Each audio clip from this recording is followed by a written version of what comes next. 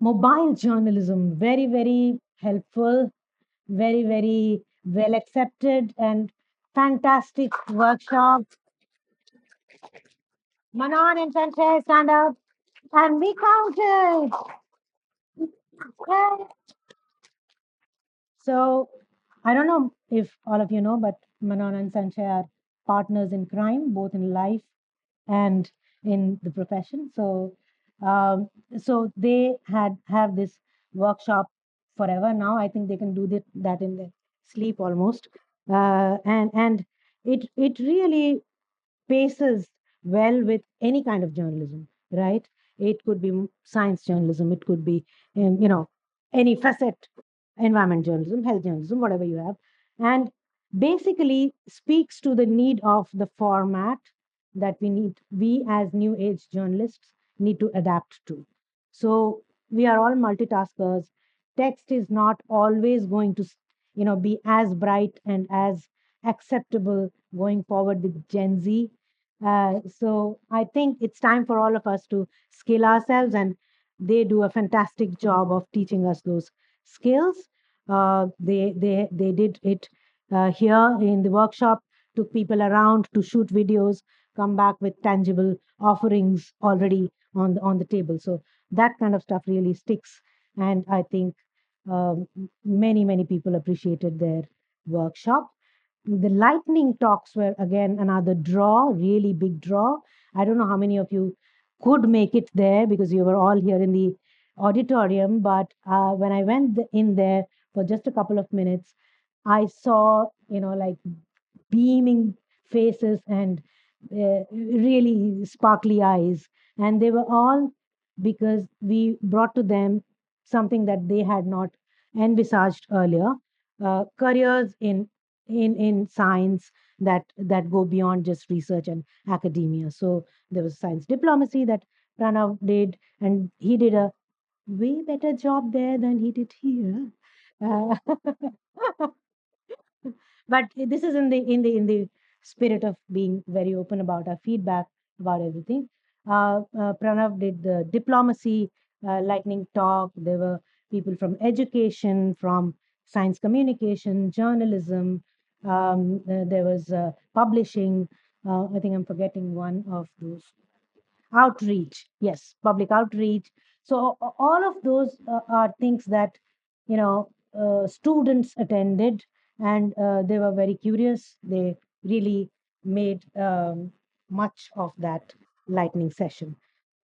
I think the demand for workshops in region specific examples has been one of the things we are taking back as a feedback from the workshops, where people want region specific workshops. So something that works for a Delhi based journalist doesn't. I mean, it's the beauty of this country, right? We are talking about the West and India. Now we talk about Delhi and Bangalore and Hyderabad and Pune and what have you. So I think what works for people in Delhi doesn't work really for people down south many times. There's the context of the regional differences, there's the context of the language differences, there's the context of all those multi sort of layered differences that we uh, touched upon during so many of our panels. I think there's also has been a request for translators for some of the sessions, which is just as well, because not everybody's first language is English or Hindi. And so therefore next year we'll keep that in mind. Um, I have spoken about the regional language focus, but I want to come back to something that we heard in the panel, which was from Kashmir to Kanyakumari, as Kolegala pointed out. So, being cut off from the mainstream in Kashmir, for example, is a challenge for a journalist for training and upskilling of those kinds of journalists. And basically working in a cocoon. So SJAI is the third space that Virat so fondly likes to call it. And there's your home, there's your office, and there's this third space for all of us to come out of our cocoons and sort of share these ideas. So I can say if Hira is around, Hira, thank you for those thoughts. I do think that we will take them to heart, and we will make sure that SJI is there for most people like you who are not part of the mainstream sort of, but either a publication house or a media house or even a society of journalists. So welcome. And of course, the translation versus transpiration, the challenges in retaining the flavor of the language was discussed in that thing, and the revenue challenges, the money, the pot of money, who's going to give us that money, and that's cross-cutting. I don't think it's just for the regional languages. It's for all independent journalists. And as Pratik pointed out to me as a feedback, I think it's very well taken that the feedback that there should have been a session on how independent journalists go about their business, basically, and also about business journalism, and how about entrepreneurship in journalism, and how to raise one's value and be, sort of part of the a structure or an institution or something that also stands for independent journalism. So very well taken.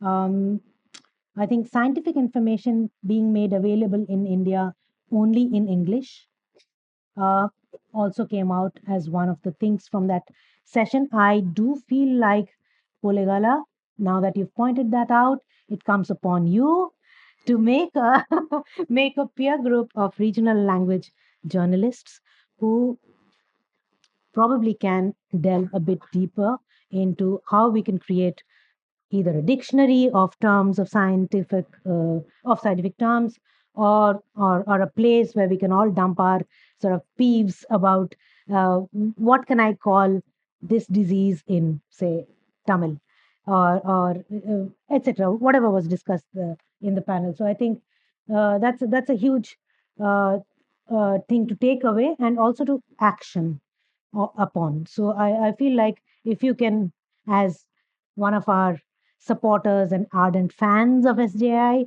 can take that upon yourself, and as a member of SJI going forward, we would really appreciate and back it. Um, Health journalism, the panel really stood out, of course, primarily because of the cross-cutting nature and whatever we discussed. And we could have, like I said, we could have discussed it for 2 nights together, and even that wouldn't have been enough. I feel like some of the things about neglected diseases, about gender inequities, specifically accessing healthcare, how has it become stale? Has the story become stale? That is something we need to scratch the surface off, and then the ambivalent nature of research sometimes that leaves, and the question about nutrition really falls into that category as well. Sometimes talking about failed research and about limitations of research is also so much important for us. And of course, inaccessibility of data has been an issue for all our sessions. So yeah, Banjot, uh, just take heart that it's not just you alone. It's been cross cutting. Um, I think that's about all I'm going to talking about. I feel like the trials and tribulations of science journalists and communicators is not new to us. What we want to do is to find some solutions to those trials, if not to all of them, to some of them in the coming year. We've been flooded with requests in the last 2 days. All of SJI members have come back to me and said, you know what, they want a workshop. You know what, they want a panel discussion in their institute. You know what, they want some sort of an interaction with their scientists, with our journalists. And I can only say that uh, what I began with still stands true. We are a collective. We are resource starved. Shouldn't sound like a peeve, but it takes a village to make this conference, something like this, happen. And it also takes a village for all these actionable points or the requests that we have got to go forward. So please sign up for SJAI. Tell us what you are interested in doing for SJAI. You will have support, of course. You will not be alone, and it will only bolster the voice that we have started to create. Uh, Going forward, I also feel like some of us have burnt midnight oil for the last 3 months. Please let us sleep for the next 3 days, and then uh, for the rest of you who have been inspired or instigated by this conference, come back to us in 3 days and tell us what you can do. Don't let the steam die down. Um, and let's make SJI really proud of what we started it as. Thank you very much.